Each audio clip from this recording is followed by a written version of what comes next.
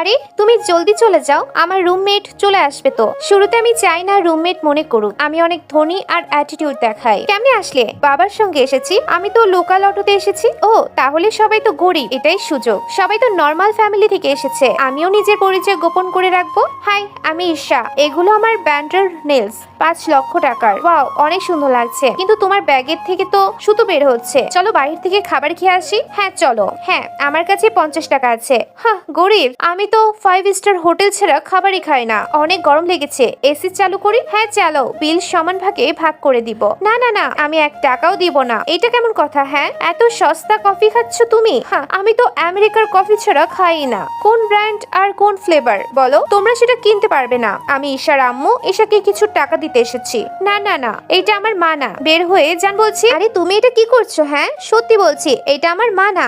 নাটক বন্ধ করো। আমি বসুন্ধরা গ্রুপের মালিকের মেয়ে। হ্যাঁ, আমি অনেক ধনী পরিবারের মেয়ে। আমরাও অনেক ধনী। তোমরা আমায় ক্ষমা করে দাও, আমার ভুল হয়ে গেছে।